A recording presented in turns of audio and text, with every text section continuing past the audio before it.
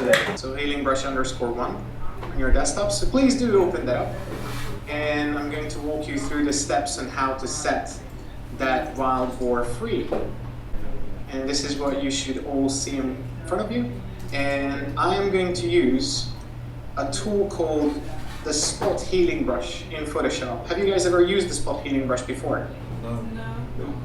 So what I'm going to do, first I'm going to show you what we are going to do, and then I will ask you to join and do it with me. And again, all you need to do is press J, set the appropriate brush size in the top left corners of the screen. You can alternatively right click on the screen and set the brush size from there, press the Enter key, and then I start clicking in the beginning or at the beginning of the fence, and then shift clicking at the end. Alright, while you're doing this, I will occasionally ask you to share the screens with me so I can see how you're doing. Is that okay? So I've requested a screen share from Delegate 1. You should see a pop-up in the bottom right corner of the screen. Okay, how are you guys doing? Good, I just destroyed Pete's eye. The next step, of course, would be to separate the pig from its background. To do that, we would need some basic understanding of the selection tools of Photoshop. So what I will do is I will open another file called selections_0.jpg. That file should also be on your desktop, so if you'd be so kind to open that file, that would be great. Let me know if you've done it.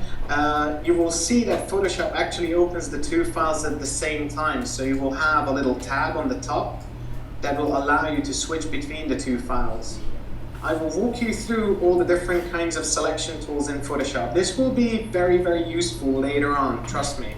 Now what I will do is I will draw again on the background, and this is really, really important to keep an eye out for the layer that you're actually selecting. So to select the background layer again, and if I draw a rectangular marquee around the flag, I can just right click and I can use the fill command.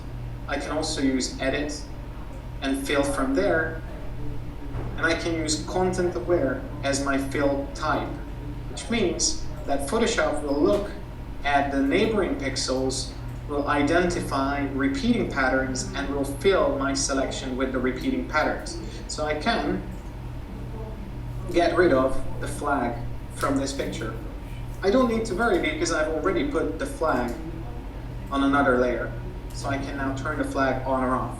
But if I want to constrain this to be a perfect circle, I will be pressing and holding my Shift modifier key. If you're hovering inside the selection, you can move the selection itself. You can drag it about and you can position it.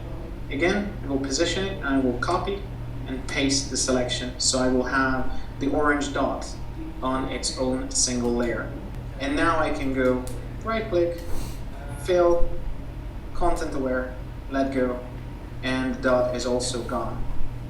The concept is the same, and I hope that you get the idea and that you'll be able to use what we've learned today. I hope that at least half what you've learned here today will be useful later on. And thank you very much for being here. Yeah, again, take care everybody. Cool. Goodbye. Bye.